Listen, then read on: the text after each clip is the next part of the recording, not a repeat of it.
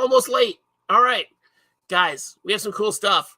If you notice, thanks to Beetle Guy and my birthday, we have a new shelf unit right here. Okay, we have that. Looking more professional. We have a green screen that kind of works. It's being flaky and weird right now. But if you want to see something trippy, like watch how this moves.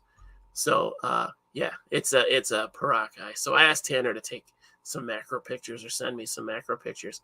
I'm using the Russ Wilson Parakai. It's Parasay. I don't care what any Italian says. Or any Jaglones.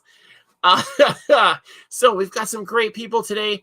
We've got Vic already here. We've got Russ is here already. Green Jedi Monkey. Who else is here? Tony Danza. Oh, I should have music before the episodes. I had a drink planned, but I forgot all about it. It's been a wild week. So I messed that up. We are going to do one of our crazy treats. Oh, yeah, Scott Ellicott's here tonight, too. We're going to do this treat, apparently. Balak Cracker.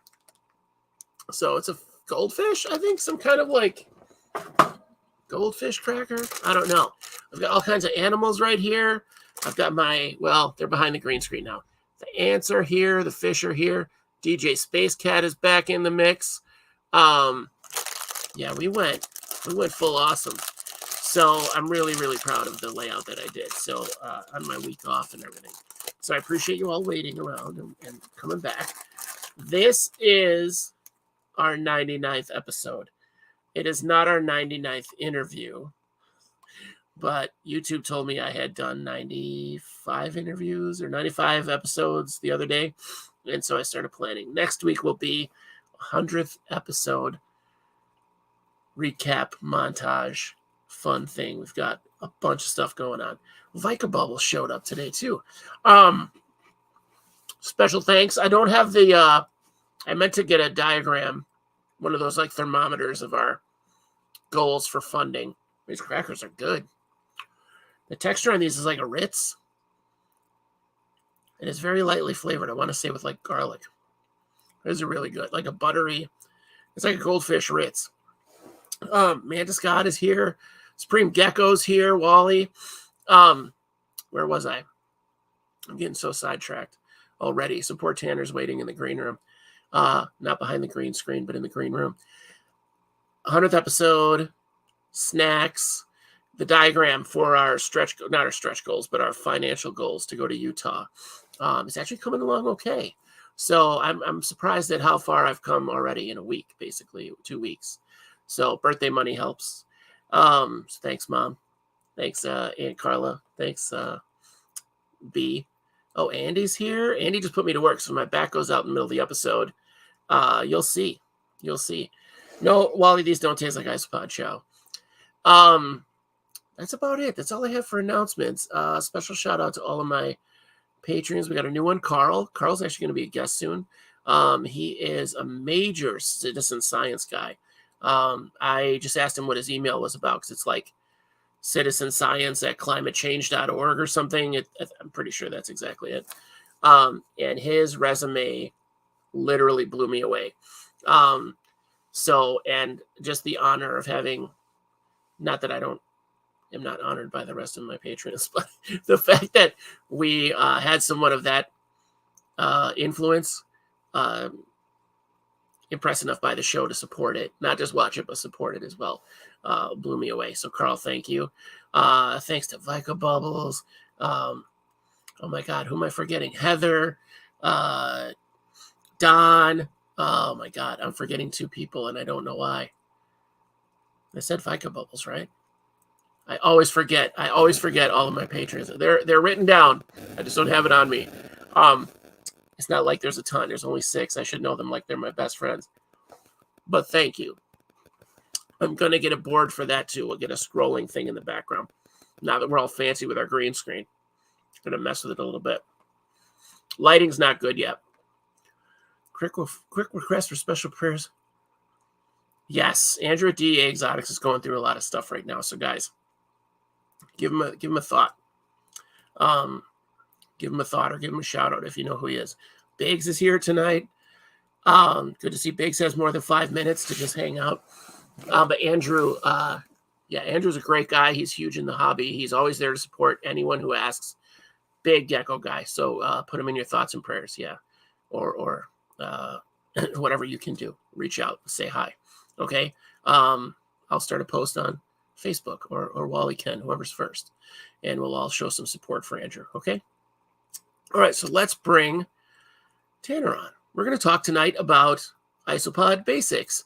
For those of you that don't know, because that occurred to me the other day through talking to some audience members that people don't really know that much about isopods, some of the audience, because we're a very diverse group. So we're going to go get back to basics. I know there's a million videos out there like this, but I thought Tanner and I could do it better than anyone else that has done one. So I say that with Russ and Wally in the audience. So, and Biggs. So we'll see what happens. So, man, that's some hubris, right? Way to throw some huge shoes right on the table right there, man. Goodness gracious. Now you got a lot to. Now you better bring it, okay? Man, well. First, I'm just honored to, actually be included in anything like this. Let alone be talked about in the same circles like Wally and Biggs and stuff. So before we get into whose video is gonna be the best, I'm just happy that I'm included in a group like that they're involved in.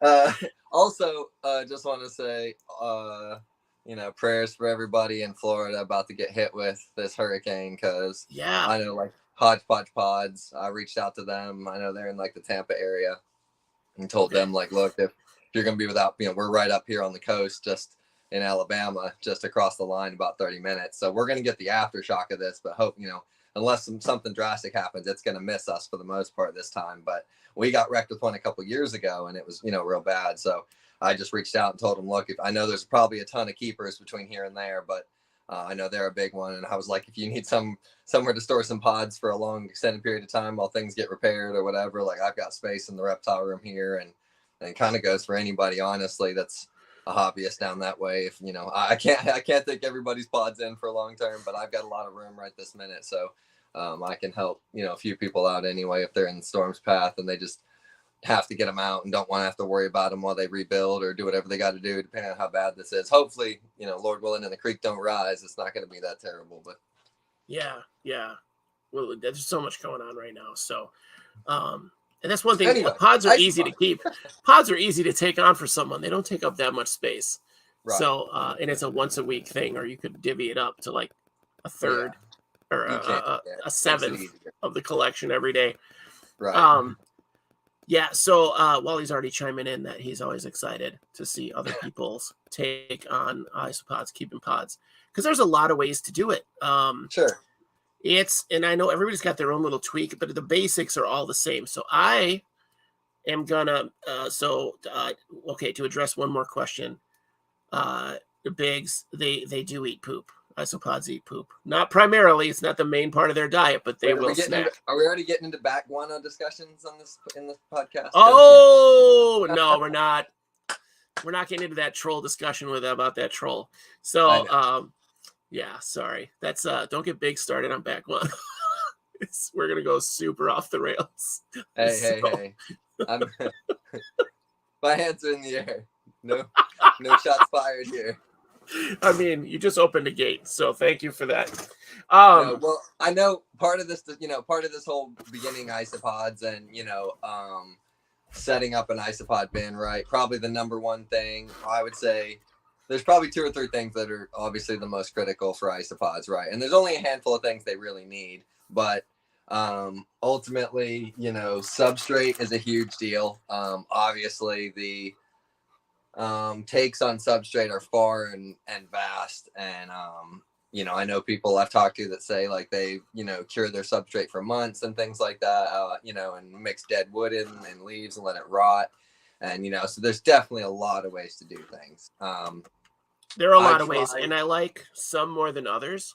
And there's bits that I try not to judge people too bad unless they're that guy that is like, oh, cocoa core is fine. They'll be just fine on that. And I mean, technically, if you keep them fed, yes, but it's not ideal. If you keep them fed and with leaves and everything, it's people have done it. traditionally, but so if you're out there and you're watching this right now, you will hear that it is harder to keep them on coco coir. It seems like an easy fix. It is much harder to keep them healthy and alive on coco coir than it is on a good substrate. Yeah, and again, there's so many people out there that make really good substrates that you can get from a lot of great from other isopod breeders to big name people like Josh's Frogs and stuff like that all of course carry their own versions of dirt and moss and sticks.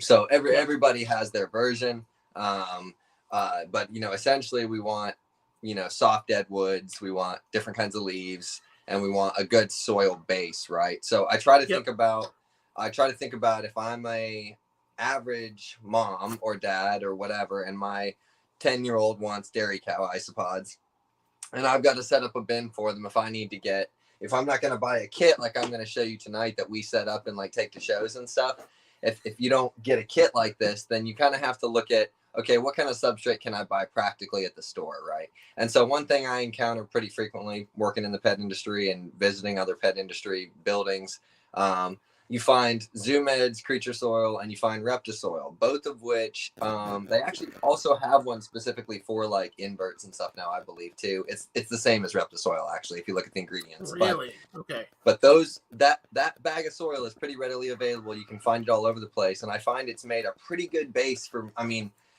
people can, again, this is going to be debated, and I'm not saying this is the way to go. Okay, so this is my personal experience.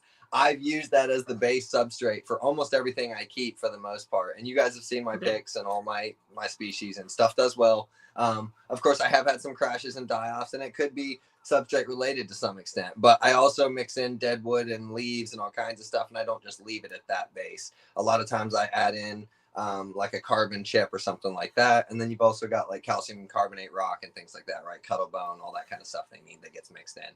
So but that substrate is readily available if you're just a first time whoever on the market looking for something that'll keep isopods alive, that's going to be better than just like a block of coco coir. You can pick that up at almost any major pet retailer for a pretty reasonable price.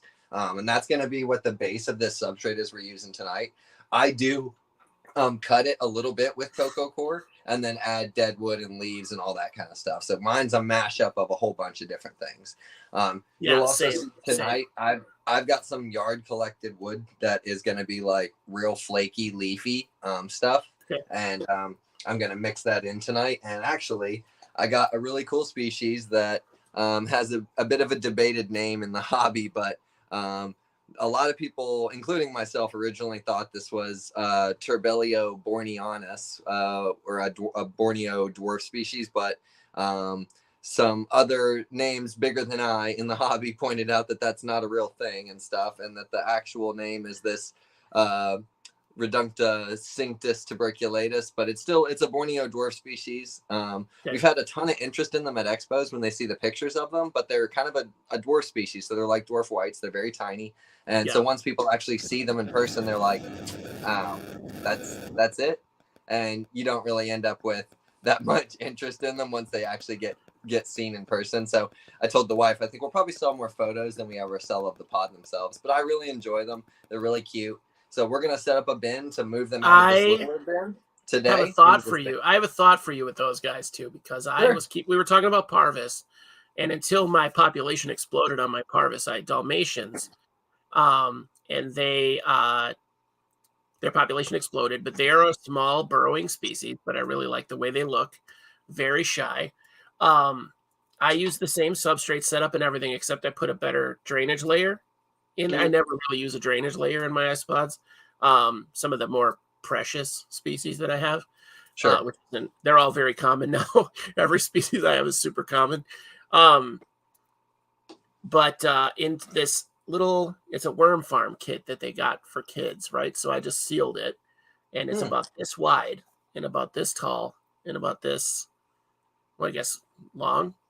And you can see them then. You can see them burrowing. So you get to actually see them, and they're doing just fine. They're in the same setup, that same quality dirt, same everything as my regular isopods setups, but this is geared specifically for them. And this thing comes with the top of it has aeration in it already, And I don't know about those guys, but the parvis I found like it pretty humid.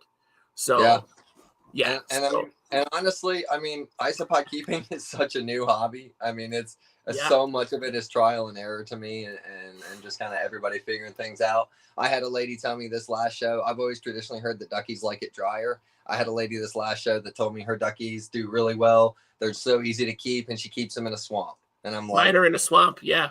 I was like, well, that's great, like whatever works for you. So it just, you've heard all kinds of different things, but it's a game of trial and error in a lot of sense, I feel like, for sure. And different, I feel like different colonies, depending on who you got them from, are like geared toward different setups. So, well, and along the lines of like substrate, right? So one thing I've noticed is obviously substrate has pH, right? We don't think about that too much in dirt. We think about that in water, but all your substrate has pH. So if you're moving isopods from one place in the country to another, depending on what dirt they're in and where it came from, to where, you're setting something up, the pH might be such an imbalance that it's going to kill off part or most of that population. It might be nothing you did wrong other than the imbalance in the soil is so different the isopod can't handle it. And I do seem to notice that, like, in getting colonies in from people that have like even really great breeders from all over the country, when I get really nice cultures in from them, a lot of the larger isopods, the biggest ones they send, tend to not survive very long. And I think it's due to the fact that they have been so used to a certain pH in the soil and things their entire life, they struggle to adjust to a new one. And what seems to do well are the like juveniles that have just got their colors and things like that. They seem to survive no matter what and kind of make the adjustment. If you send like one giant adult with a bunch of juveniles, that one tends to die off kind of quick, it seems like. And I think a lot of it has to do, I think, with just not being able to adjust. My mentors in isopods and roaches were the Meese family, Josh and Ken Meese. I've never met them, but I believe strongly that they're good if they mentored you. Well, I actually met them at an expo one time, and they had basically all the exotic roaches and isopods you see me post about nowadays. They had them all at this show for display for sale. And adults in these beautiful cups. They had a really awesome display. And that's how I first got kind of fascinated with isopods. And I got some dairy cows. Well, I found out they lived right there behind where I worked at the PetSmart where I was at in town there. And so after work, I would go volunteer and just help take care of his room. And he just had massive rows of bins and just beautiful colonies and just everything under the sun. We used to joke he had everything that crawled under the sun. And he used to say that he felt like water was the most critical thing for isopods. And that he used to leave big glass jars sit outside and collect rain. And any water he would, like tap water he would put in things, he would sit it outside or out on his deck for weeks at a time to allow stuff to evaporate out and make sure it was fairly clean and pure of stuff before he would ever add it to any of his misters and spray things down. So I've always sat water out. Now that's a debated thing. I've seen it debated before, and people go, they don't care, just put the tap water in and shoot them. You know what I mean? And I know people do it a lot of ways, but that's just something I've always done because that was kind of the way I was mentored. I have pretty good luck with everything for the most part. So, but definitely I feel like, chemicals in water, soil pH, that's going to make a big role in how successful you are. What kind of substrate you're using, that's going to be the basis of things. Well, one thing you can do is if you're new to this and you don't know your water quality, take some into a big box pet store and they will test it for free. Yeah, sure will. You might have to pretend you want to get fish. But if you bring your tap water in, they will test it for you. I let my tap water sit in a couple 5-gallon buckets, and I just let it sit overnight so the chlorine evaporates and the micro bubbles all settle out, and then that's just how I do it. I'm good to go. Now I know a lot of the toxins or whatever, like lead and stuff, won't evaporate out. Like it just sits there, like salt, whatever else. Here we go. All right. So you'll notice this is a very simple kit I use that we sell at the shows and stuff. I've got a soldering iron, that you can get on Amazon or wherever. And we solder the holes in the bin only on one end so that I usually do it through and through on the side to create a cross ventilation. And I don't always do too many top holes just because if you have like earwigs or some kind of pest, they can go from bin to bin down through the top holes. Okay. So Sometimes I don't do top ventilation. I learned recently that a couple big name breeders don't do any ventilation, but I find that's kind of interesting. But of course, if you're going to get really fancy with it, you can get these vents like these, and you can use. There's all different kinds, and people put screens in them and stuff to keep anything in and out. Jose Avila, Dog Hub. Yeah, Dog Hub. Yeah. So these just came from somewhere online that the wife gets them from, but Sure. we use them for all of our newer bins that we've been building. So like this is one of my red tiger bins, and you can see I've got them in here. They work pretty well for ventilation. I'm not too concerned about, like, I don't really have anything that I feel like I need to put like a tiny fine mesh screen in here, but I do like, that is a good idea. It definitely would keep like gnats and everything out. So, but it doesn't bother me. It's, we're nature people. We have plants and earth and everything. Oh, we got some Asian emerald action going on here. Crawling around. Are some good looking roaches. Oh my goodness, dude. I literally just sit here in awe of them constantly. But anyway, so back to what we were doing. When you're putting those, you can use the circular saw or like circular cutting hole saw like this, whole bit to put those vents in. And it's best, I've found, if you just do it on reverse and it kind of melts it through it. If you go forwards, it tends to just like absolutely mulch the bin. So better just go in high speed on reverse, and it kind of gets hot and melts through and makes a perfect circle for you to punch those vents through. Perfect. But anyway, so you'll see in here, when we make kits, we use a couple different kinds of wood that you can, we usually have kits that have different options. So this is just a big hunk of cork, which is, a staple in the hobby, but they can't really eat it, right? It's just kind of a living space. Cholla wood, kind of the same thing, a living space, a really cool piece, but like not super edible, right? Just somewhere to hang out. Yeah, it's more for us than for them, I think. Right. But it does offer that moisture gradient, I think, in there. But then we try to offer stuff like this, which is like natural hard, like oak wood bark that they can eat, of course, and it's flaky, and you can break it into pieces. When we build this, you'll see, how we're going to do it. So we bake and boil magnolia pods. We bake and boil leaves and everything just to, get all the crap off of them. And, we include a giant piece of cuttle bone for you to break up because, of course, we all know calcium's an issue they need. And then this is some wood that is basically kind of like what they would make flake soil out of. It's literally like... Oh, nice. Yeah. Paper. The white rot? Right? It's kind of like white rot. So what we'll do is once we get the soil added in, we'll crush that up. And I usually mix this into my soil. I just wanted to, since I had some extra, I wanted to add extra to this particular bin, especially since we're going to add our little reductioniscus tuberculatus isopods. I'm just going to butcher their name all night for y'all real quick. Now, I don't know if anybody in the audience knows, or like the benefits of the dry, the white rot wood for isopods is a little bit limited, right? They're not really cellulose. It's more of a snack thing, or is it the fungus that grows on the white rot wood that they eat? I'm not really sure. I know, like, when I put it into a lot of my bins, the isopods seem to abandon almost all other food and just go straight to eating it. So, I think it's just like something they really enjoy when it's that soft and powdery. I think it's like, I always attribute it to like sponge cake, right? So, like they're eating a sponge cake, right? So, I was just having a discussion about this with somebody, and I think our assumption, we don't know. Obviously, I'm not saying I know this, but my assumption is that the fungus that breaks down the wood is what they're eating. So, not necessarily the wood. Like, they'll eat wood. But, so you can see this substrate, this Reptisoil stuff. I don't mean to cut you off, Johan. No. It comes with like sticks and stuff in it, and then of course we add, crushed magnolia leaves and dead wood and stuff like that. So you already have like soft, crumbly dead wood in here for them to eat. Nice. Right. So our substrate mix is pretty good. And again, this is something that for the most part, the average mom or dad could pick up at a big box store and be able to have a pretty nice substrate for their isopods. I've kind of gotten this cup and I've figured out the exact measure to get about an inch or a little more in all the bins that are starter kits, because a lot of the Armadillidium especially need a little deeper.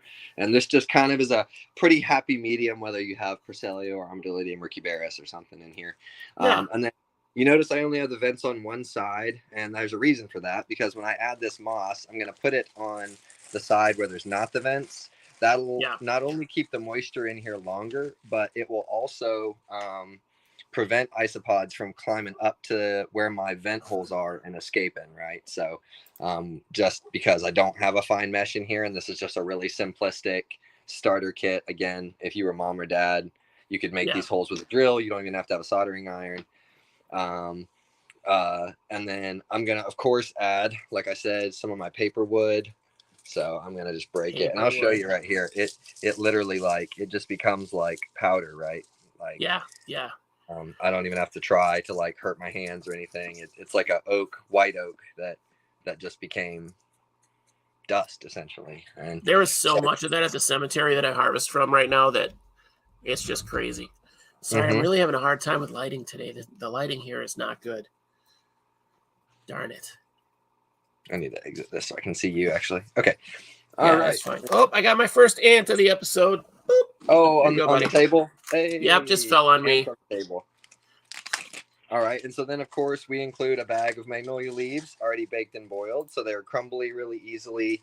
We're going to add those in, and I just take the stems out usually because stems, yeah. Mix this in. So, of course, again, there's already leaves and wood and stuff in here, but if you can mix in more, why not? And again, we include leaves and everything in our kits. And I've seen, a lot of the Big Ten breeders now out there, they all are doing this. They all have kits like this on their tables for different, different variations of their own creation, right? So you kind of have to. You kind of have to get into that part of it, and it's you can't just rely on the sales of isopods. You have to get into the the secondary stuff, or that's still needed. But we've been branching out into t-shirts. I don't know if you guys are interested in the pronotums and stuff of the roaches, but we're planning to do a bunch more like necklaces and art and stuff with that coming up too. So be things like that you'll see coming up from us.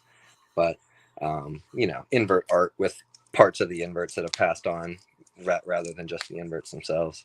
So I put a lot of cuttlebone in here just because these little guys are going to want to eat a bunch of it, right? And so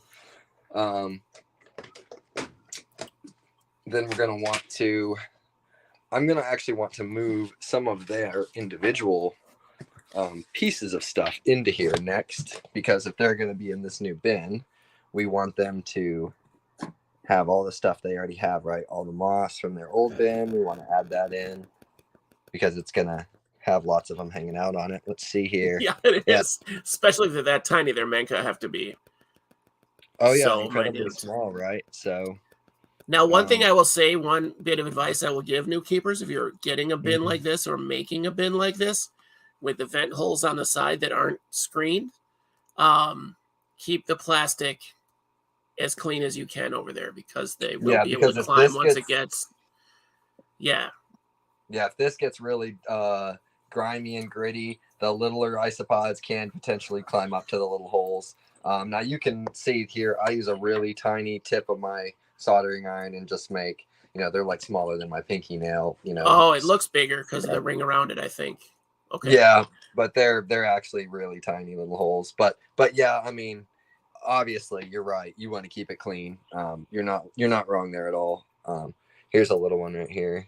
on the bottom of this, and that's probably, they get just a little bit bigger than that one. I've seen them. But look at those springtails though. Holy cow. Oh yeah, the springtails go nuts, man. Well, if you can see, this is the current bin they were in. And it's actually a really small old thing that was something that we threw away at work one time. But you can see here, actually, there's all these little specks that you can kind of see in the dirt are actually all them and babies. Oh, they're doing really well for you. That's great. Yeah, I have a ton of them, and I think he thought there was 12 originally, but I think they were smaller than he thought, maybe.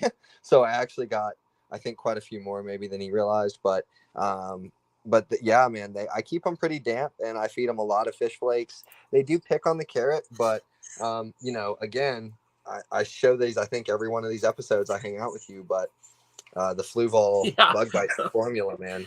I love their bug bites. All of the bug bite products that they have by Fluval are so good. Yeah, black soldier fly larva, first ingredients and everything. And, this one has spirulina and everything, and all kinds of algae material and stuff, which, of course, them being that's great for them. The tridivores and eating leaves and everything, right? So, yeah, they really like this. They seem to really like the like algae version the best. I of course use like morning wood, you know, rapacia. You see me posting the pictures of Yep. the gel molds and stuff, and then of course bee pollen when you really want to spoil somebody, give them a little snack. But you can't beat the carrot staples, right? So with these guys, you know, I'm gonna move like their little pods and all that kind of stuff from their old habitat into the new habitat. Yeah. And then once I have all that in here, I'm gonna just kind of save this space at the end to add the topsoil in. I'm gonna slowly kind of spread it across, and that'll allow us to kind of mix it in. I'm also gonna probably use a spoon for a lot of it. Yeah. And I'm probably not going to do all of it on camera because it'll just be easier with two hands, but I'm just going to put a few in here and kind of show you. We get the picture. Mm-hmm. My advice, if you want to take advice from an old man, Hey, do it. I think we've been I'm in the always hobby open to about the advice. same amount of time. But I would put one of the one of the hide pieces, the bark pieces, back in the old bin and just leave it for a little while, and they'll climb back up on there.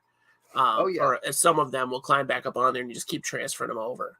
If I'm not gonna transfer the entire bin of soil over, I actually usually add something really sweet like an apple or something in there, and every 6 hours or so pull it out and transfer the manky off and everything. And I usually will not ever destroy a bin. Another thing I learned from my mentor, the Mises, they used to say that if even if you think you're just watering dirt, just keep watering dirt. And he told me he couldn't tell me how many bins he thought had died all the way off. And then, they would all of a sudden there'd be isopods in there one day. And that actually held true for me in one case. I had some T-negative albinos that basically I thought they died off. And then one day I just kept misting the dirt. And then one day there was like 3 or 4 little ones under a log, and I got a whole population of them now. So you never know. So just keep misting the dirt. I think Angela, when Winnick had that post today about the Thai spiky isopod, and she had that little tiny manky with by a penny, and she was like, never throw the moss away because you never know like what's creeping on the moss, right? So, but anyway, I feel like that's how I've gotten some mixed bins, because I've transferred moss over thinking everything was dead, and all of a sudden I've got like my orange Dalmatian armadillidium, or yeah. So then if I'm gonna add a piece of wood, I would probably break this up, or I probably will break this up once I'm done adding their dirt. I will take it out to add the rest of that dirt because I don't want to bury it. But I usually keep wood partially on the moss and partially on the soil. And I tell you, especially for all the Porcellio and things like that, they seem to be, their favorite spot seems to be right at the meat zone in this area. They tend to hang out the most, like the mass concentration is right where dry meat's wet for the most part. And they really seem to do well as far as that goes. So but yeah, that's just kind of how we set them up basically. And I have a lot of people that'll buy these at the expo, and they'll set them up right on site and then add their isopods. And we take fresh cut carrots to all the expos and have them ready to go so that we can add them into people's cups or bins or whatever. Sometimes we take just an entire colony of isopods if they're doing real well, and we'll sell straight out of the straight out of the bin to those customers. And so we want carrots on site, to put in the cup for them and stuff. Plus it allows them to like walk up to a bin just like this at the expo and turn a log over and see hundreds of isopods crawling around, which is, I think that's really cool. I've never seen that before. I think that gives them an idea of what a mature colony looks like too. Yeah, it's a lot of fun, man. And you can talk about, like, I usually get to talk about how the soil to become real powdery and get ammonia-y. Actually, if you hold on one second, let me put this down. Oh, and get into my menagerie of collections here. That's usually the point where I drop the entire bin once I have it all set up and the lid snapped on, and then I go to put it down and it. Don't speak it into existence, friend. So this is one that I made custom holes for a long time ago, an old bin that I cracked and soldered back together. And so this is where one of my main dairy cow colony lives. And so when people come to the shows and they can pick up a thing and flip it over, you just leave this open on the table like this, right? And I usually mist it down real heavy to get them all to come out everywhere. and they're pretty much all burrowed. This is a brand new soil, so they're not staying out on top. That's another good indicator if your dairy cow bin is too full of ammonia, is if they won't burrow and they're all sitting on the top. The dirt's too ammonia-y, too nasty for them. A lot of times you'll see them congregate only in one spot and they'll ignore the rest of the bin, because even if the conditions are wet and dry, they'll just hang out in one area because the ammonia is too thick or too high on the other side. So that's some good advice. I like that. But you can see too how this still looks like dirt, and you can see this is that substrate I made that you just saw me put in that other bin. It's that Reptisoil mix with dried woods of different types that they can eat and climb in, old pieces, and the wood and different pieces of stuff for them to live on. So it's, again, doesn't have to be this really crazy elaborate thing. Now, of course, you can build a beautiful live planted, terrarium with Asian emeralds or whatever your favorite isopod is. but in this case, it's just, but this is really fun for kids. So there's not a whole lot you can do as far as you have to get really creative to build a beautiful bin for isopods, unless you've got a big population. So those isopod gardens we make, they're those big glass jars that we design sometimes. I've posted pictures of them before. We did one that was like a pumpkin patch recently and stuff. So we made one. I think it's up in the living room from the show still, but we didn't sell one of them at the show. But we made some that have a let me put this right here. We made some that have a coffin in them, right? And we buried the coffin. We dug all the dirt out and put the coffin way down in the ground, and we have tombstones at the top of it, so it's like it's just getting added to the plot. And the idea is, as the roaches poop a whole bunch, they fill all the coffin in, right? They're gonna move all the dirt and poop a whole bunch, and they're literally gonna bury the coffin in the middle of the poop. Right. And so, but it also would be a good indicator of like when you probably need to change your substrate and stuff like that. So this bin right here, actually, these are Vietnam's Marillanella, and you can see this has a different kind of graded vent. Again, just another kind that I got these bins from some lady that was giving her colony away. So you can see like the Vietnam's here. And again, substrate's going to be the same. I actually added a bunch of that flake soil in here and misted it. That's what all this kind of yellow soil is, or the yellow wood is. But you can see in here, if you look at this dirt, I don't know if you can tell, but it's really like pelleted. You can almost tell it's like little tiny squares. Frass. All of it is like little frass, right? Little frass squares. So the ammonia was starting to get really high. They're hanging out on top. They're hanging out in the moss. They're not going in the dirt. So, this is a bin where it's not long for changeover. But yeah, those springtails, man, I tell you what, that Fluval bug bites, every bin that gets bug bites heavy looks like this. So that's always good. That's always good to be able to like shake out some springtails too, because that's a good income source. Yep. I usually, if I'm getting ready for an expo, that's what I did this last expo. I was like, well, frassulated. Which bin has a whole bunch of springtails in it that's living with isopods, right? So but I don't know what Russ is coming in hard with all these weird. Okay, Russ is actually gonna try bug bites. Dude, bug bites is great. I'll put this up on the screen real quick. I don't know if y'all be able to read it because it's like metallic, really bad. Nope. I mean, I don't have you on the screen that large, but I'm gonna go with nope. No. Okay. Well, look them up. Look them up though. Good stuff. Good stuff. I mean, it's Fluval. If you guys can't find Fluval stuff online, what are you doing in the hobby? What are you doing in an aquarium-based hobby? Or like? Also, I think most people that know me know this, but I keep most of my colonies are in my laundry room because it just stays naturally more humid and stuff, and I don't have to worry about like the air conditioning drying them out and all that kind of stuff. Smart.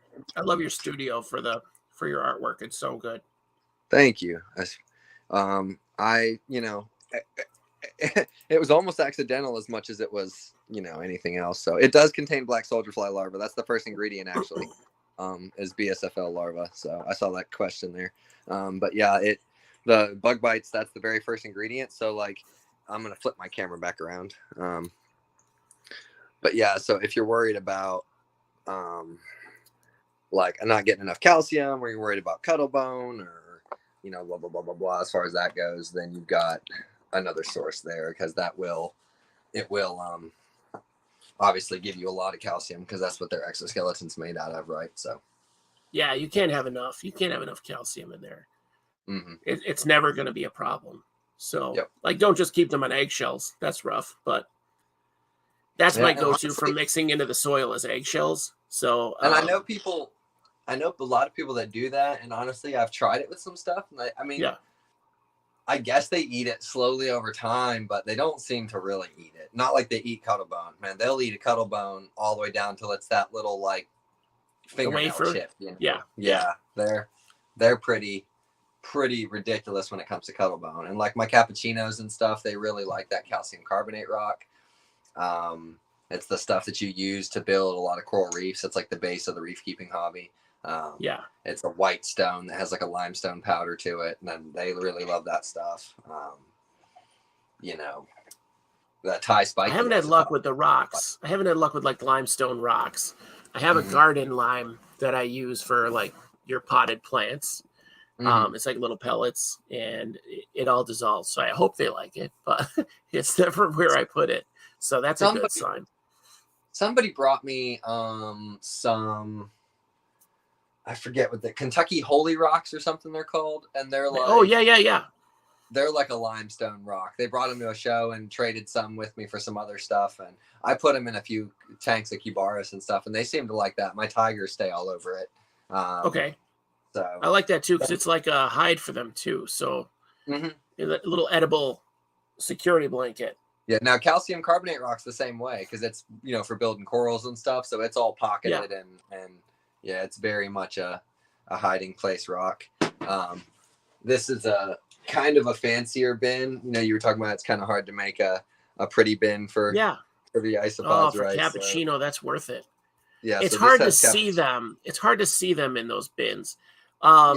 So now what I've done, I can regulate temps, but I like that. What I've done is I've open topped ones that I have with the false bottom and everything. Oh, I hate you right now. That's one of my holy grail species. I absolutely love them. I think they're gorgeous. They have that cross on their back. They're very pretty. Yeah, they're one of my faves. I don't know if you guys can see this. We'll be able to see this or not. I'm not super proud of it anymore because the bamboo died due to negligence. But this jar here, there's two jars there actually. One is rubber duckies, and this one here is Destroy. So it is a jar within a jar.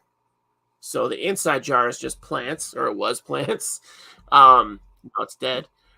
But the outer jar is where the Destroy are. So again, you have more opportunity to see them. And then the soil is a good 6 inches deep with an inch or so gravel at the bottom. And then I keep that gravel wet, like it's water down there. So they definitely have a moisture gradient, and they have that like 6 inches to get where they need to be. And then there's spots they can get in and out of. Cappuccinos are gorgeous. This is another colony. These are velvet roaches actually, but you can see out there hanging out on this piece of wood. Yeah. And so there are some ways to make some pretty interesting pieces. You can do a lot of bones and skulls and different kinds of like reindeer moss and lichen and stuff like that. My expanse is orange. I have big sheets of oak bark that had like just insane forests of lichen growing all over them when I put them in. So and now it's just bare bark.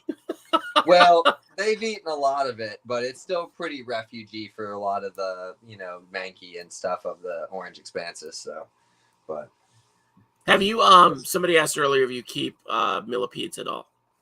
Man, I've not had great success with millipedes personally. And again, Same. I know it's a substrate thing, right? And it's a diet and it's a substrate thing.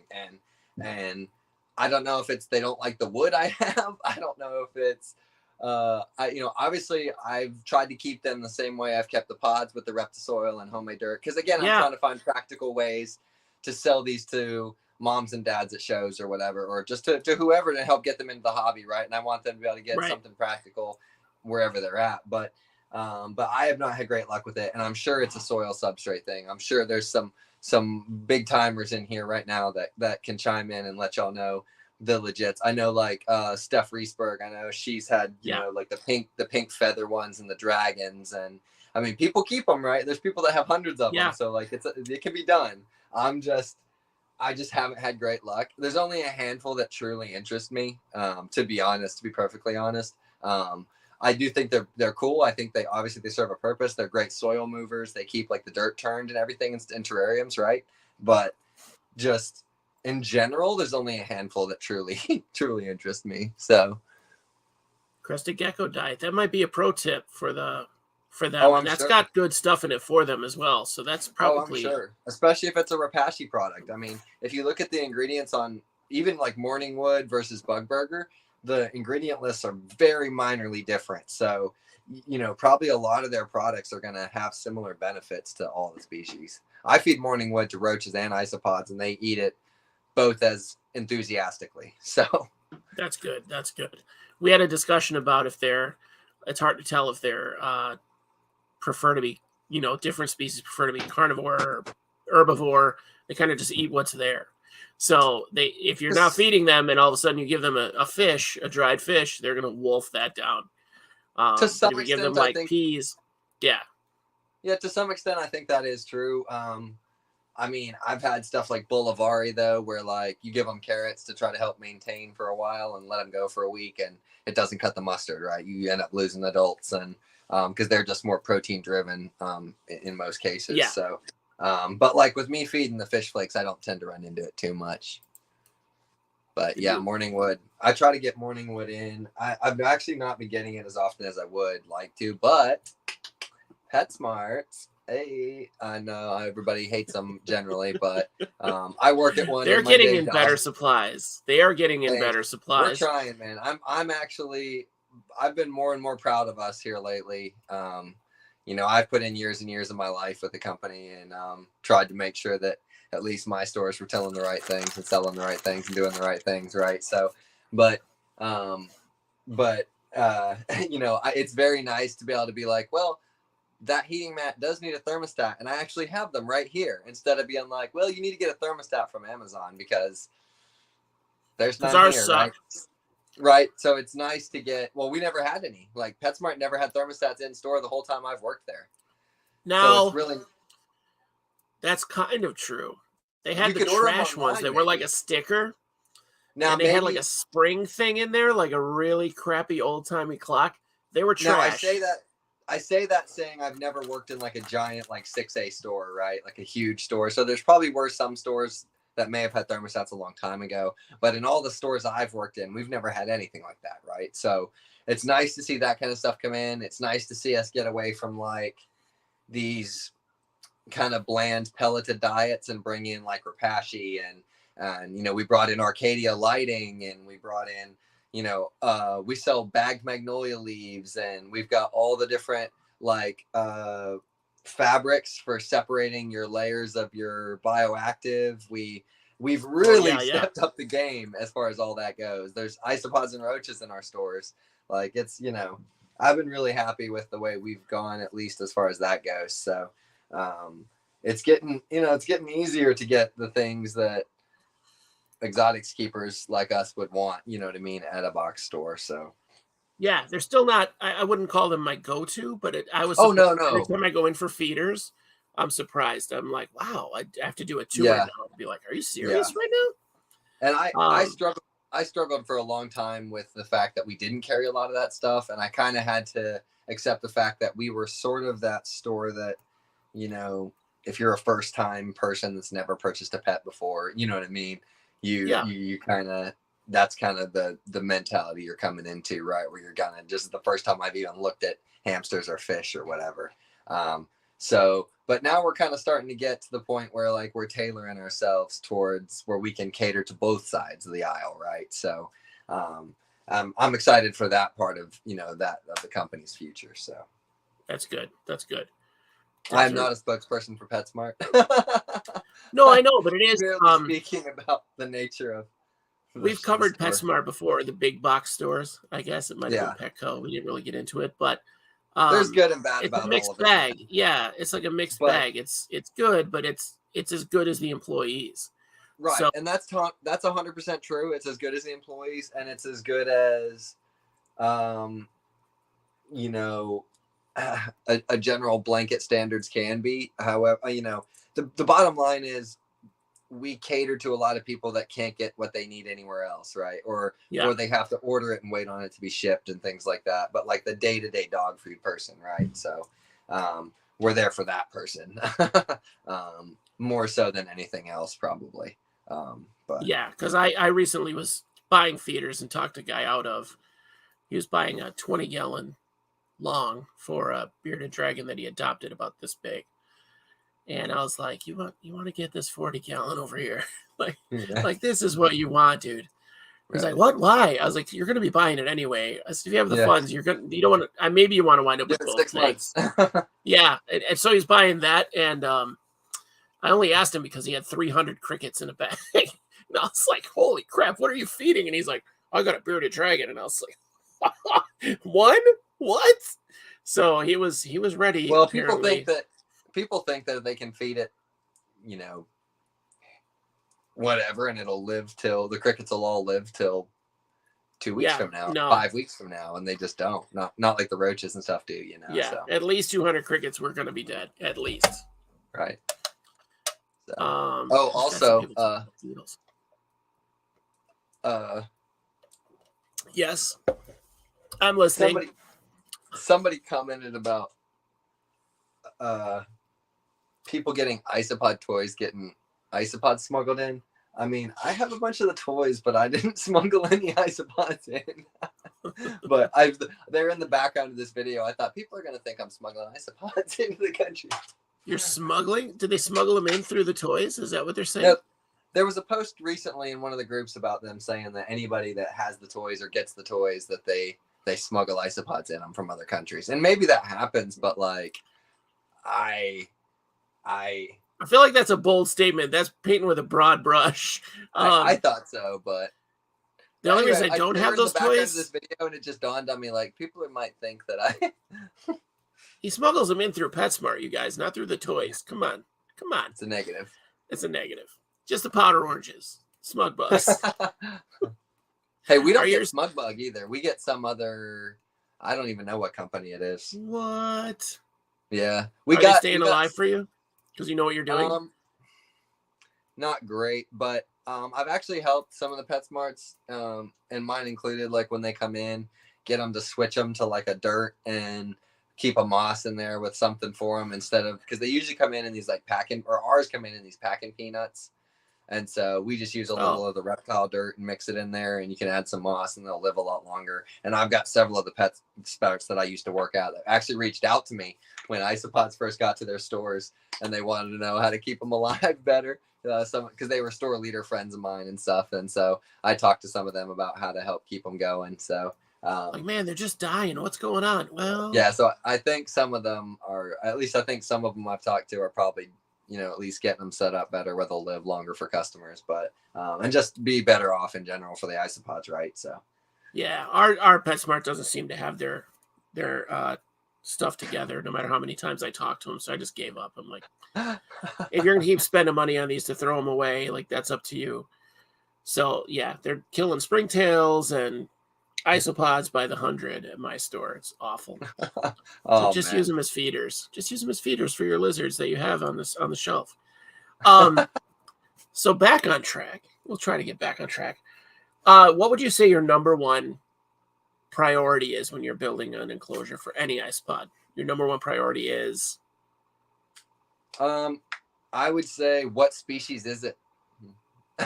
Because ultimately, because that's the thing, right? Like a Porcelio is going to need a lot more ventilation, right? Yep. An Armadillidium is going to want deeper substrate, right? So I would say the key most important thing is, what species is it? we can work with substrate, which we know is really important, and water, which we know is really important, and diet, right? We know is really important. But like, none of that matters if I've set up an armadillium enclosure, really, kind of semi-humid, not good ventilation, no cross ventilation. Yeah. And I'm feeding lots of carrots and no protein, and I put Bolivari in it. It's not going to go well, right? So yeah, they might live, but you're not going to have any they might real live production. For a while. Yeah. You might have some babies. They might produce, but you're probably not going to have great success if you have it set up, super moist and no cross ventilation and whatever for them. In my experience, just in generalities. Like we talked about duckies like in a swamp, you know what I mean? So if we set up a really dry, kind of scaber type environment, and we're feeding a lot of protein and no carrots, and and it depends on who you talk to, because I was having, when I started, all I wanted was clowns. All I wanted was clue guy, right? So I got them, and no success. They just slowly, one by one, died off. I never saw mankind, nothing. And so I was asking throughout the months. It took like 6 months or something for them to all just basically whittle away. So I was reaching out to the guy I bought him from, was Cheyenne from Pod Solo. I reached out to Wally. I reached out to whoever else had them, Josh Kane, I think. And they all had different answers for how they keep theirs. And so I took Cheyenne's advice, because that's how he keeps his. And that didn't work. So for a month I did that, and that didn't work. They were still just dying. So then I tried Wally's style, and that didn't work. So they all just kept dying. So then I was like, I changed their whole bin, and I was trying Josh Kane style. Then I was just kind of doing a mix, and it didn't matter. So I think at that point it had gotten to the point that there were just too few of them to recover, more or less. So, because I started out with like 13 or 14. So then I got 50. Josh Kane was getting rid of his and just sent me 50, and they exploded. Like all the photos you see from every breeder, they went bananas. And that was on a good gradient. So obviously large numbers make a difference, right? But question, did you ever get them to send you cups of soil from their bins? Or just the pot? When he sends it, when back in the day anyway, when I first got them, Pod Solo would send them in a little cup with soil and some of the sphagnum moss to keep it moist. But it was like a quarter of it, maybe quarter or a third of it was soil. Right. So I wonder though if because I've had some issues with that before, and I have had success once I get like huge numbers of them. It doesn't seem to matter what my soil pH and whatever diet is. They seem to just kind of, if like whoever's going to die dies and the rest will make it, and breed and be fine. And then seems to be once they have Mankey, the Mankey will do fine in the pH that they're born into. They seem to just kind of adjust to that and come up in it for the most part. But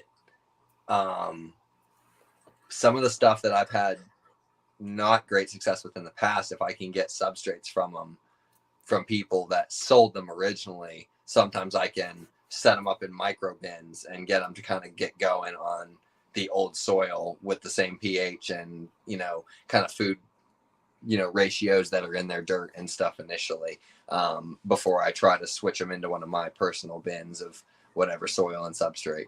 And again, it seems to be subadult juveniles that adjust the best. And, a lot of breeders, once they get a ton of them, they want to send you the biggest, healthiest adult ones they have, right? Which is great. And you love that as a buyer that gets that in. And you're like, wow, look at all these adults. But then, oh no, I'm not a fan of that. They've lived their whole life in one. I don't like when a breeder sends me a lot of adults. Like, I'll like when they'll throw in one or two. Yeah, I like to see one or two maybe so I can see the potential. But I do not want to get a bunch of adults in my purchase.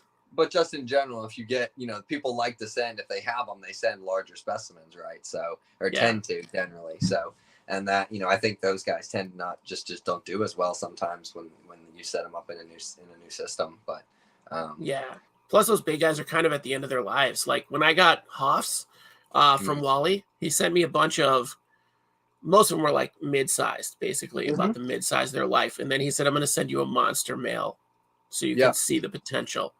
And that was Mr. Yucky. That was our original, Mr. Yucky was our original mascot. And he got named that by my daughter. I pulled him out of the little carton and showed her. Mr. Yucky. She's like, oh, that's Mr. Yucky. And I was like, okay, fair. And they are the best. If you guys don't know, Hoffman Segai are the best isopod to hold. As soon as you get them in your hand, they just kind of hang out. They don't freak out. They just chill. It's super chill. Do you still have Hoffs? Yeah, I got them. Oh, you can't see them. I have two tanks, actually. I have a bin, and then I have a Castle Grayskull 10-gallon tank. Speaking of displays. And now I have enough in there. They've bred like crazy in there. And it's the most non-standard setup for Hoffs that I've ever seen. So the base of it is that excavator clay mixed 50-50 with springtail clay. And then I soaked, there they are. See how chill he is? Or she? That looks like a girl to me, but maybe not.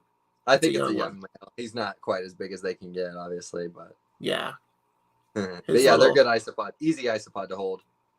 But yeah, they're doing really well. So that's the mix that I have. Is I mixed the leaves in there and calcium and everything into that excavator clay, and then in the middle there's a dish of substrate. And then they have all kinds of stuff to hang out on. So they're doing really, really well. So, and it gets bone dry in there. I've tried Sevilla a couple times, and I got them to get going once, and then they kind of died off and never really did well. And I tried them a second time, and I actually didn't have them do well in their main bin, but I actually accidentally transferred, I guess, some Mankey into one of my roach bins, and they did pretty well in with like the orange heads for a while, and then they just kind of disappeared. But then I got Hoffs, and they've just kind of exploded and been easy. Hoffs are so easy. They take a little while to get started because they just breed slowly. Mm-hmm. But the Titans, they're a big isopod. The Titans, if you get enough of them, they're out a lot, so they're fun to watch. I really like Magnificus too, man.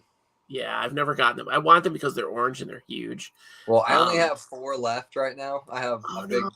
Yeah, I think I have like 2 or 3 males and 1 or 2 females, but I also been doing some reading like an orange book and stuff on just like the isopods, different species. I didn't realize they're like a 2-year to maturity, or like a 1.5 years to maturity, something like that. Yeah. So yeah, it's a long slog to wait on, Mankey and stuff for them. So well, they get pregnant fast. Like isopods don't wait to maturity to breed. Like they're sure, but they're little. But takes them like 1.5 years, 2 years to reach max size.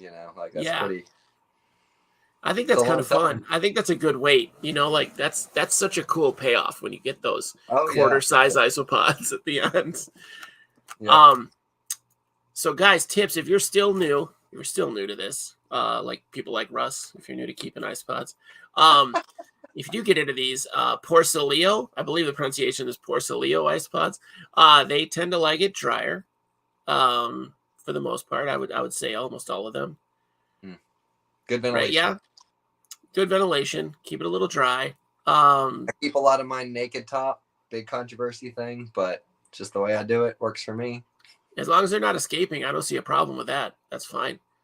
Nope. I've got my Hofstra naked top. It's a screen top on there. That's it. So I spray the moist thing down twice a week to make sure that it's nice, and the little bowl is like wet. But it's in a bowl. It's in a plastic, one of the tubs that I bought isopods in. So they're in that. That's their water or their moisture area, and they'll come in there and leave when they want. But then you've got your armadillidium, like that gradient a whole lot, like a half. I do mine half and half, basically. They like the deep substrate, you know what I mean? Yeah. Like they really like to burrow. It seemed like to kind of make a chamber to have their Mankey in, kind of under the substrate. And that's another thing with like clowns. Other than armadillidium, we're a lot slower than most of the Porcelio and stuff growing. They like one of my mentor, Josh, again, the Mises, when I first got clowns from them, I didn't see Mankey for a long time, and I kept telling him like, yo, what am I doing wrong? And he told me that a lot of the armadillidium, especially the larger ones like Gastroy and the big clowns, their Mankey will stay burrowed in a good substrate that's a couple inches deep until they've gotten to a decent size and have like their color basically. So in a lot of isopods, especially like scabers or something where you turn the log over and you're gonna see all the manky of all the different sizes. Yeah. From like jellies to getting their colors. The Armadillidium are gonna stay for the most part burrowed, deep if the substrate's correct until they have a lot of color and starting to get some size to them, and then they're going to start showing up on the surface with the big ones. I like that word jellies. I haven't heard them called that, and I knew exactly what you were talking about immediately. Yeah, I have a video and pictures you've probably seen of that, like the Panda King that they're in like that rock, and she had all the like little babies, like brand new, all white. Yeah. But anyway, we call them like when they're jellies like that, they don't have any color, and they're just so squishy. Yeah. They like under a macro, they look like a little like clear jelly bean. That's too funny. Mm-hmm. I didn't know that they preferred the burrows. I hadn't noticed that, but I don't watch them very much. If you take your Armadillidium bin, if it's a clear bin, like if you can see through, like if it's a plastic bin, slide it off sometime and look at the bottom. Okay. I bet you they're in little. You'll find some in little like hollowed out. Yeah, I get my bins as clear as possible because I like to see them without disturbing them. So I'll have to check that out. A lot of the Armadillidium will do that. They'll make little burrow. I don't know if my guest story have done it yet. I put them in a new bin, but sometimes you can catch them where they've gone down underneath. Do you know if there's other species that protect their young like a Hoff? Well, not exactly as far as isopods go. Yeah. I know, like these Asian emeralds I got, they do a lot of that where they carry the babies and like possibly have like a nectar or a milk that they produce in their legs for the babies. Gross. That's like what the rhino roaches do, actually. Roach milk. Yeah, roach milk, man. Yeah. That's our future. Yeah. Wow. But they'll actually carry their babies and have a lot of parental protection. I know they say that Magnificus have a really high success rate as far as like survivability in captivity. I don't know if that's because they have better parental care and like the parents prevent other big Magnificus in the colony from eating them when they're jellies, or if it's just that they actually just tend to do fine once they're being raised in a captive setting. I'm not sure, but you would think a lot of those big Porcellio would kind of act the same way, right? So I know my Bolivari, the big females, tend to hang out with all the babies, kind of for an extended period of time. I don't see them carrying them, but they do kind of hang out where they're at.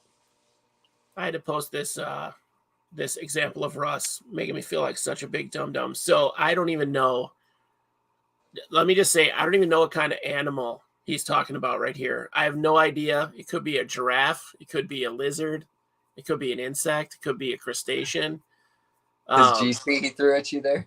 What is it? This Hemelepistis remuri. Riamure.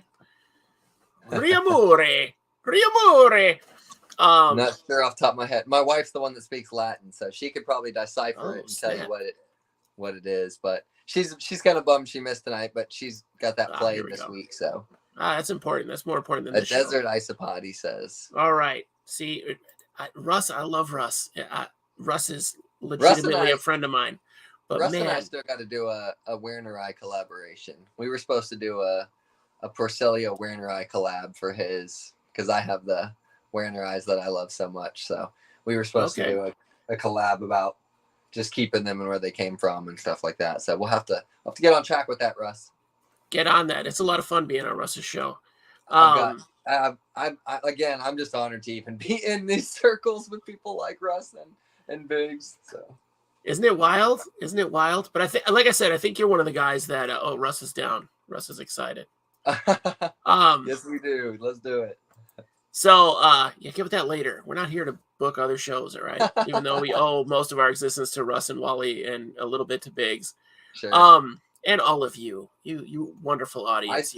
I still feel just like a random guy from Alabama that takes pictures of bugs, but you guys like me, so. But you take like the best pictures of bugs, and now lately, I've watched you grow in the community. I've gotten to watch you grow, and I'm so proud, Papa. No, I haven't had a lot to do with your growth, I don't think, but I have always tried to support you in your growth and your learning, because you yeah, big there's a shout out couple of to you everybody younger that, guys. I mean, I don't know how old you are, but there's a couple of you younger guys that have come in at about the same time I did, and I already fell off the track. But you got there. She is. What's she up, made it in. mother of Ham? Yes, mother of Ham. That's right. He is Hey, so those cheeks. yeah, So yeah, watching you come up in the community and just grow, and I don't even know how much of it initially was like shyness or introvertedness, but it's neat to see people advance. And since I've been in the hobby, I've seen so many people that I met initially that were brand new, that I was like a couple months into it ahead of them and giving them advice and helping them out because I had the yeah, people to ask, and I already had a connection of people that I could ask and get the information from, or had restored it. You know what I mean? Like when you first get in a hobby, your brain is just a sponge. right. So to see all those people come up and be such major parts, like I remember when Angela was brand new. I remember talking to Angela like the first day I think she was getting into isopods. She happened to be on IsoBuddies and was just yakking away. Oh, we're whispering now. Is that you? Are you Angela? No, she's not Angela. I know. What's up? She was telling me we won those Gators. Nice. Not gators, the but spiky, the mercandium, The durians. isopods. Yeah, the durians. Yeah, we Russ, won I'm the naming durians. ice pods again. Well, I think People- a lot of it has to do too with as far as like coming up in the hobby and everything. It was more of just like I obviously had a very blessed start as far as like when I met the Mises, they had like everything under the sun, right? So when yeah. I'd go help them, he'd be like, "Well, I can give you some money, or you can just go to that wall and pick out whatever isopod, right, of this row, And I'd just pick out something I wanted and take it home and set it up, right? That's So cool. so I had a lot of that kind of start, and I was kind of given a lot of things and helped a lot along the way right at the beginning. But now I really just like I have such a passion for it and really like it, and I think it has such a potential for like kids to get into it and stuff. It's easier than like fish and things like that, and there's so many different types, and there's really like a color or style for just about everybody. And so I just personally really enjoy like talking to people about their questions and trying to help everybody kind of figure out what's going on with it. I'm not going to get into some big discussion. If you post a question in a group and I'm not one of the first people to comment and there's a whole bunch of people going back and forth, I'm probably not jumping in. But Yeah. if you reach out to me personally or I'm one of the first people to comment something, I try to steer people in the right direction. So you'll see me in the groups. I've also gotten added just out of the blue all of a sudden to a whole bunch of groups, which is fun. It's nice to get recognized and have people want you to be included. So that's fun. But like I said, I just feel honored again that people recognize my name or recognize my pictures and stuff like that. I've had some really incredible comments about my photos and stuff lately from people in the community, and Miss Daphne's going to be taking a lot of our expo load. Yeah, Lady Daphne. She's going to be taking Lady a lot Daphne. of our All expo right. load. Yeah. Did you buy and doing a that lot of 1 foot shows. of did you buy that cubic foot of land in Scotland? Right. Yeah, title. to get the lady. Yeah. So, but she killed it this last couple weekends at expos, and but she's going to be doing a lot more on the circuit. You guys will see her more posting online and things like that. Hopefully, sharing photos and things like that. But yeah, so like I said, we just feel honored to be included in the great Isopod. It's such a great community, and to be part of it is so great. And I think It's eventually so much almost fun. everyone gets recognized. You know what I mean? Yeah, and everyone has something to contribute. There's some bad eggs and some scammers and stuff, but for the most part, man, it's such a cohesive community compared to like Bearded Dragons or something online. Like there's so much malcontent and stuff in beardy groups and things like that. A lot of the reptile groups have so much, There's always a guy that knows everything and knows just that thinks you're doing everybody else everything is wrong. and thinks everybody's an idiot for doing it different than they do, right? So yeah, that's one of the things we love about this hobby, and that's what we were saying is that, like you were saying, no three breeders had the same answer, right? So we're all learning, we're all figuring it out. All we can do is try to help each other, right? It's no point in being a dick. So you just have to adjust, and I think this community all knows that keeping isopods is so easy. Your success is in your numbers. You know what I mean? Like if you're, it really is. If you have a hard to keep species, but you're popping out manca like crazy, the bebes, who can argue with you? You're obviously doing something right. Like somebody's going to listen to you.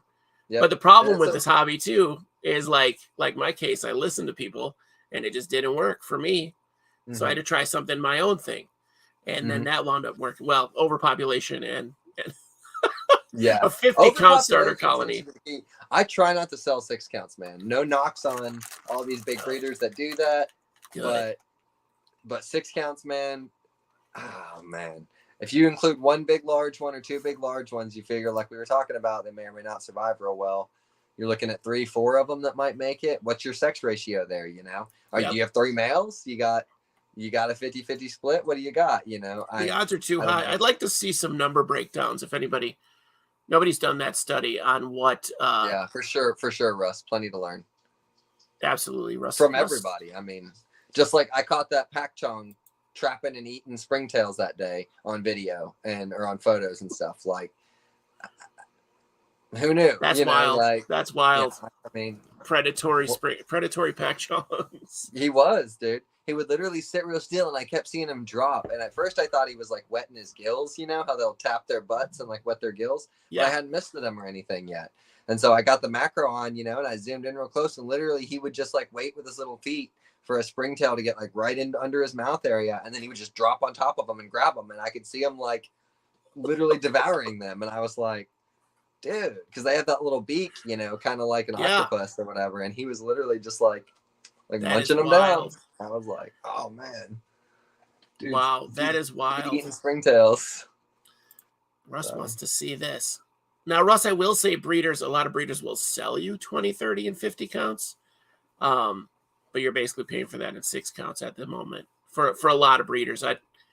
I'm loud and proud. I'm vocal about it. I hate a 6 count. I think it's a jip. I'm not a fan either. But again, I'm not, you know, the breeders are going to do what they're going to do, and they're selling them and making money. So you can't, you know, capitalism, whatever. I get it.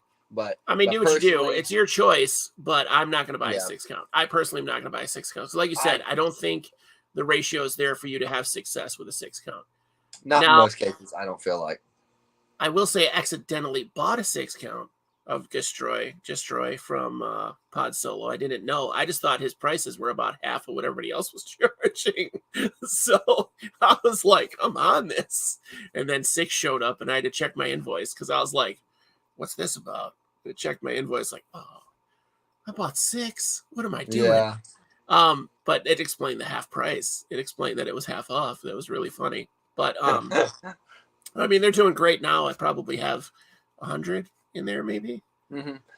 And yeah, and I've gotten some 6 counts. I think my blonde ducks, they were maybe a 6 originally, and I've sold several out of there at shows, and cups of them, and I've got a bunch in there now. So like, it's definitely doable. I'm not saying it's impossible, but yeah, the number of times I've lost like 6 to 8 versus the number of times I've succeeded is about 2 or 3 to 1, right? So yeah, the ratio is not good, and you're still shelling out that dough. So the only time I think it works is a raffle or a gift. Like I've been gifted 6 counts, and they've done really well.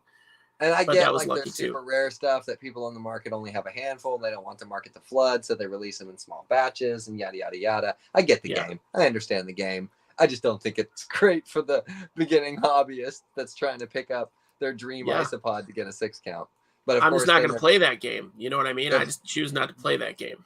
Then they're paying an arm and a leg though for the 12 count or the 15 count, right? But yeah, I do think 12 or 15 gives you a pretty choice number. I try not to take any less than 8 of anything at an expo, and my 8 count is going to have probably 10 in it, just the way I roll. Yeah, I feel like I'd be comfortable with 10s. If 10 was the standard, I'd be comfortable with that, and then go up from there, like 10, 20, 30, 40, and you know, maybe work a little, like, oh, you get 20 and it's a couple bucks off or whatever, and still charge your X however many zeros added you want to put onto it, you know, for whatever counts. But like, at least give us enough to breed them.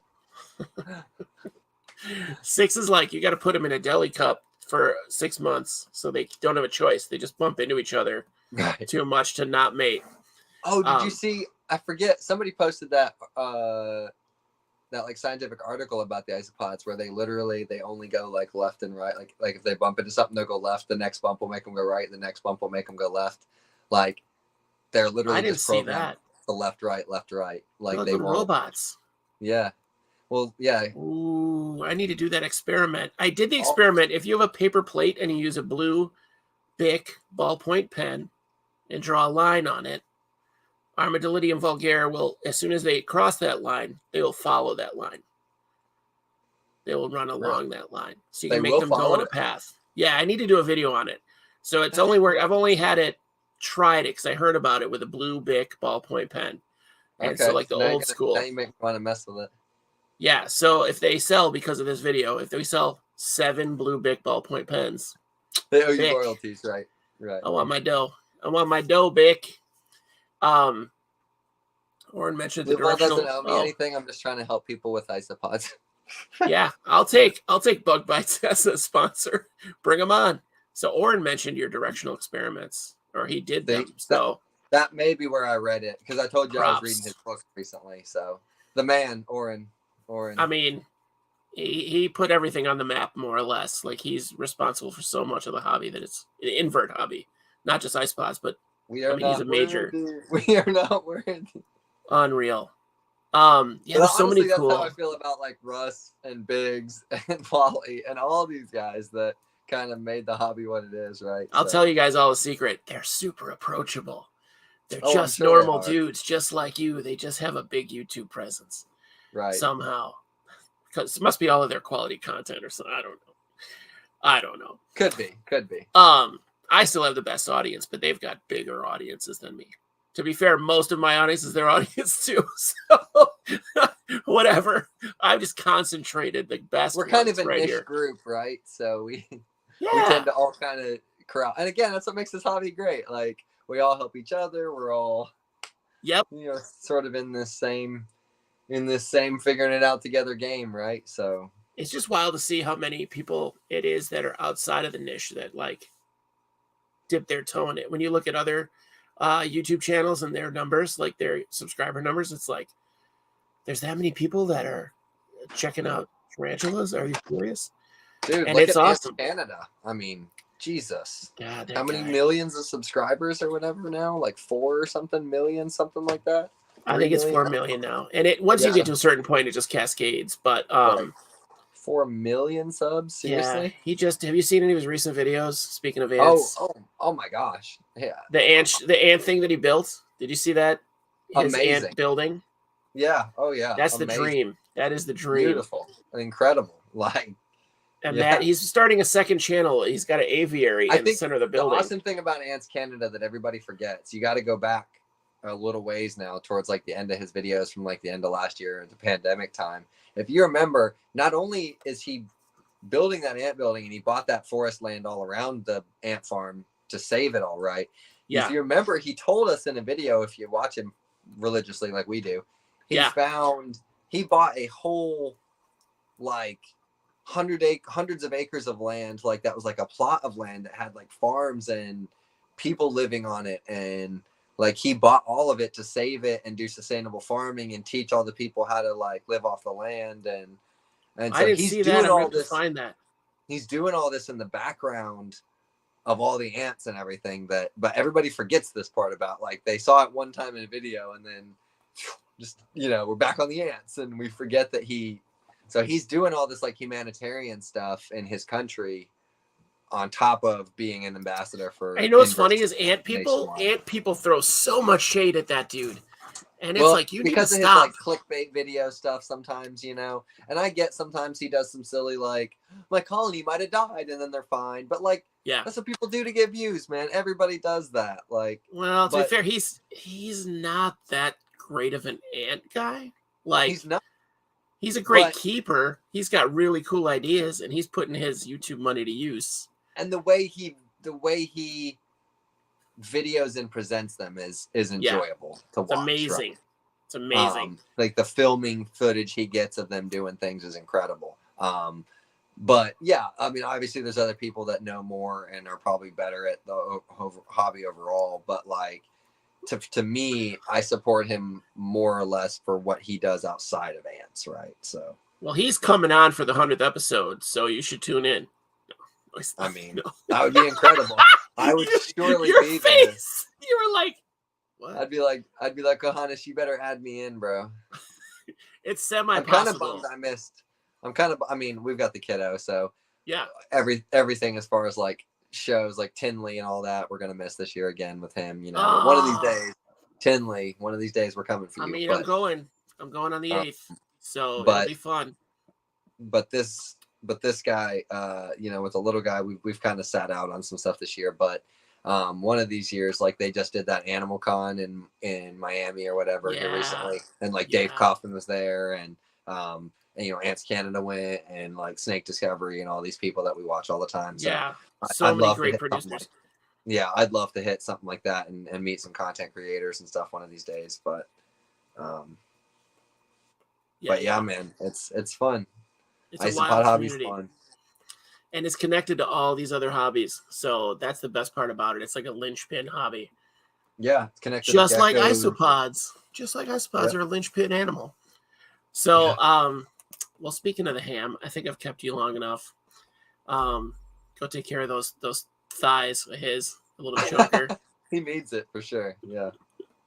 he's at that perfect age where he's just rolls, and then he's He going to is. grow up and be gangly again, and then rolls, and then Yes. gangly, and then rolls. Yep.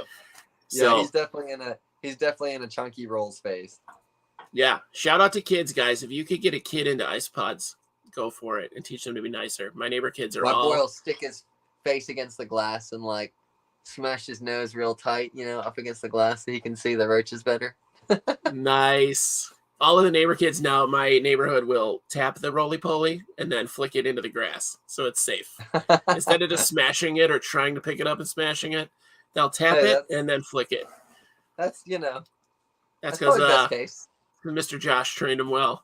So Nice. yeah, get him off the sidewalk. That's all. That's all.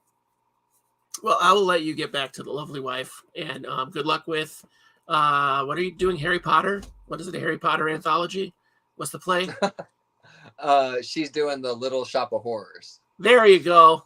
I just like to make things up. So Harry Potter anthology next Yeah. year. Next year. Russ, reach out to me, man. We'll collab on Werner Eye. That'd be dope. That sounds like a good video. They're a cool species. Yeah, they're fun. And on that note, man, have a good night. Appreciate you, Thanks buddy. for coming by. I hope we learned Thank something you. today. Yeah. Lot You're of fun. welcome. We'll have you back on. We'll talk about those All right. emerald roaches. Hey, let me get them going, man, and we'll do a video all about it. They're looking good already. So I love them, man.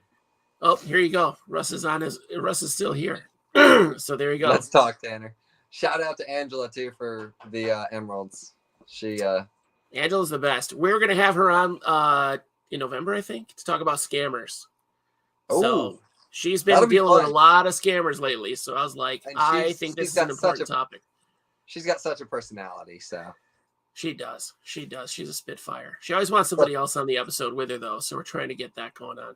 that's what I told her. Because she was mad about always mad about my photos. And I was like, but I lack your online wit, Angela. I lack the online wit.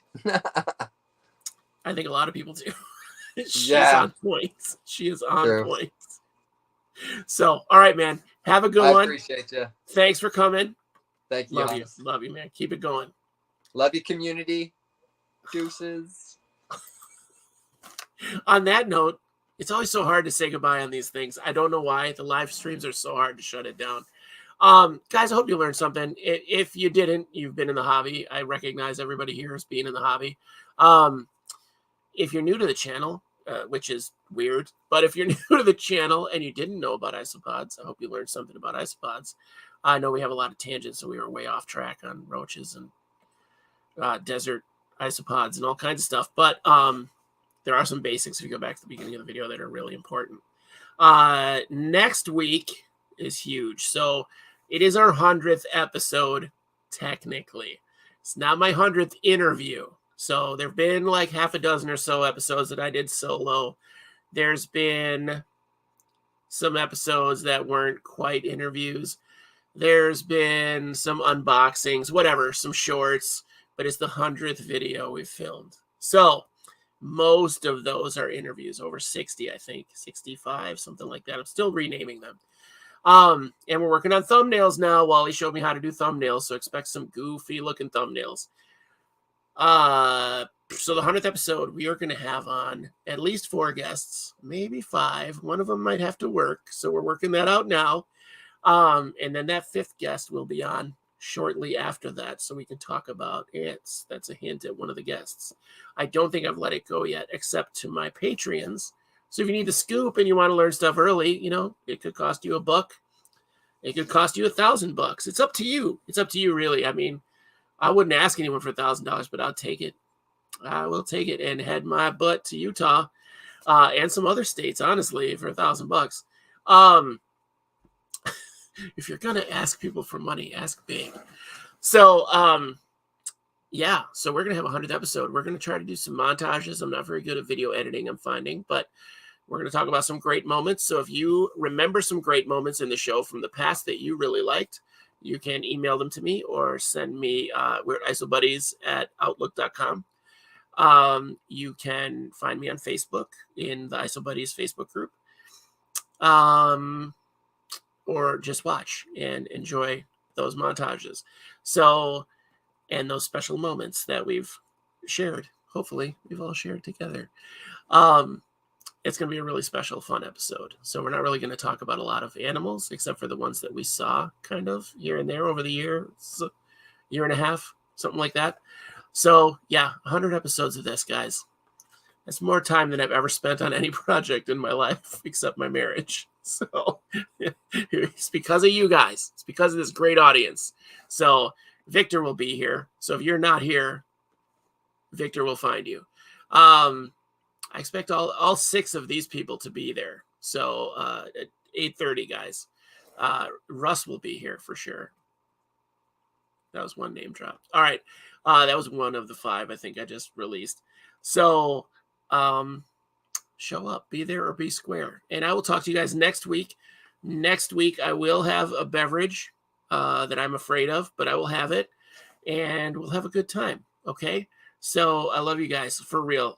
Whether you're whether you're a patron or not, just the fact that you're here watching every week is so amazing. So thank you again for coming. It means a lot. All right.